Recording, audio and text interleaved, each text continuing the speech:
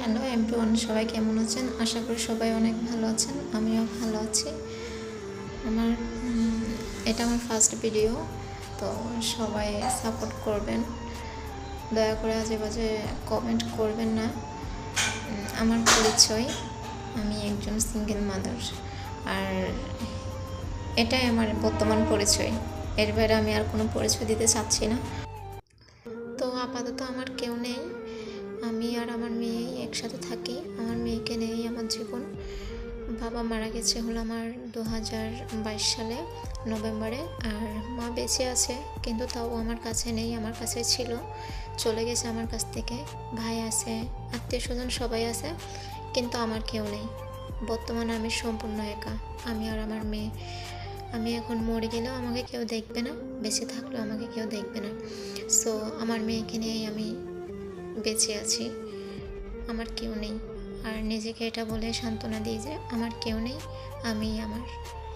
তো আজকে আমি দেখাবো যে আমার ছোট্ট সংসারটা। দেখো সবাই, জানি দেখার পর অনেকে অনেক কিছু বলবে। সো ভালো লাগলে দেখিও, যদি ভালো না লাগে অবশ্যই এড়িয়ে যাবে।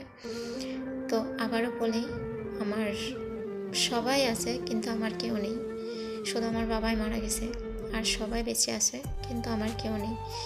আর না থাকার একমাত্র কারণ হচ্ছে আমার হাজব্যান্ড। তো আমি ওখান থেকে চলে আসাটাই তার একমাত্র কারণ।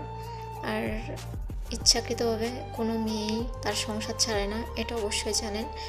আমি চলে আসছি প্রায় 8-9 বছর, এখনও আমার পরিবার আমার এই বিষয়টা নিয়েই আমার পিছনে পড়ে আছে। আমাকে কোনো দিনও ভালোভাবে দেখেনি। কেন আমি চলে আসছি, তারা আমার দোষগুণ কিছুই বোঝার চেষ্টা করেনি, এবং তার দোষগুণও বোঝার চেষ্টা করেনি।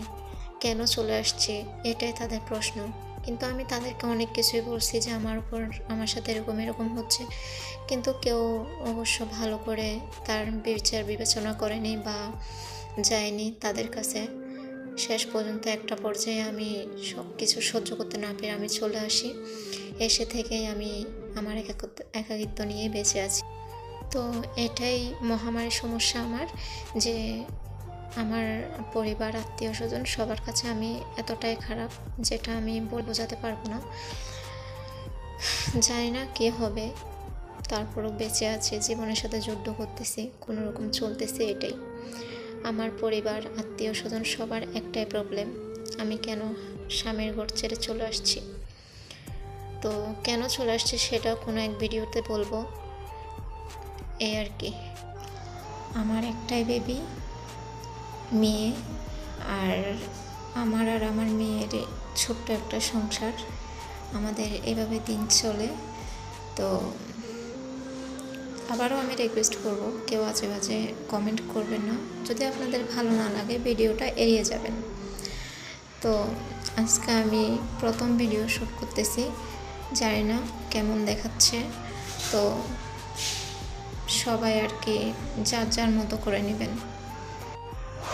এটাই আমাদের মা মেয়ের ছোট্ট সংসার। এটা হচ্ছে আমার ড্রয়িং রুম, এটা ভাইয়ের ড্রয়িং রুমের জানলা। তো এটা হচ্ছে ড্রয়িং রুম।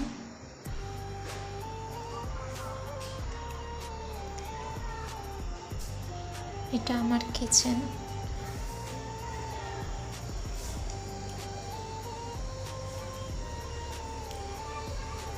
চা খাবো তাই চা বসালাম। এটা আমার কিচেন। আমার খুব ছোট্ট একটা সংসার, খুব বেশি কিছু নেই, আমি এতটা কোটিপতিও না।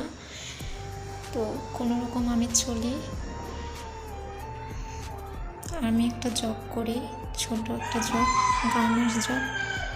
এ হচ্ছে আমার বেবি, দুষ্ট করতেছে। আর এ হচ্ছে আমাদের বেডরুম। যদি আমার বেডরুমে কিছু নেই, নতুন বাসা পাল্টে নিছি, তাই ফ্যানটা এখনও লাগানো হয় নাই। ফ্যানটা খুলে রাখছি, যে ফ্যান এখনও লাগানো হয় নাই, লাগাবো। তো এ হচ্ছে আমার বেড, আর আমার মেয়ে হচ্ছে পড়াশোনা করতেছে। যখন সময় পাই তখনই পড়তে বসে। এই আমাদের কাপড় চোপড় রাখার জায়গা, এই আর কি। আর এটা আমার বেডরুমের জানলার পাশটা। এই পাশটা অবশ্য খুবই সুন্দর দেখায় বিকেলবেলা। এই পেছনে একটা পুকুর, আর পেছনের ভিউটা আমার কাছে খুব ভালো লাগে।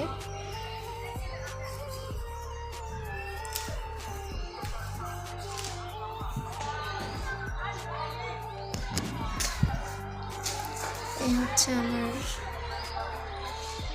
পেছন পাশ, মানে আমার বিল্ডিংয়ের পেছন পাশ। তো এই আর কি। আর এটা হচ্ছে আমার ব্যালকনিতে কিছুই নাই, একটা তুলসী গাছ পানি দেওয়া হয়নি, মরে যাচ্ছে, পানি দিতে হবে। আর এই হচ্ছে আমার পুদিনা গাছ, পুদিনা পাতা লাগাইছিলাম। এটা একটা ড্রাগনের গাছ, আর এটা হচ্ছে ধনিয়া পাতা, আর পুদিনা গাছ আছে এখানে। আর এটা অ্যালোভেরা, এটাতেও পানি দেওয়া লাগবে। নতুন বাসা চেঞ্জ করে আসছি, তাই এখানে খুব বেশি হয় নাই, যা লাগবে না তা আমি এখানে সব জমাট করে ফেলে রাখছি, সব গোছাতে হবে এই আর কি। তো আজকে এই পর্যন্তই। ভালো লাগলে অবশ্যই লাইক করে দিবেন, সাবস্ক্রাইব করে দিবেন। আর যদি ভালো না লাগে বাজে কমেন্ট করবেন না, এড়িয়ে যাবেন। আবার বললাম, যদি ভালো না লাগে বাজে কমেন্ট করবেন না, এড়িয়ে যাবেন। আমি এমনিতেও দেখতে ভালো না, সে কমেন্টটা আর কেউ দয়া করে করবেন না, করলেও আপনাদের ইচ্ছা। কারণ এই কথাটা আমি ছোটোবেলা থেকে শুনতে শুনতে আজ পর্যন্ত এত বড় হয়েছি, এখনও শুনেই যাই, তো অভ্যস্ত হয়ে গেছি। তো ভালো থাকবেন সবাই, সুস্থ থাকবেন। যদি আপনাদের উৎসাহ পাই তাহলে আবার দেখা হবে নতুন ভিডিওতে। ভালো থাকবেন সবাই, টাটা।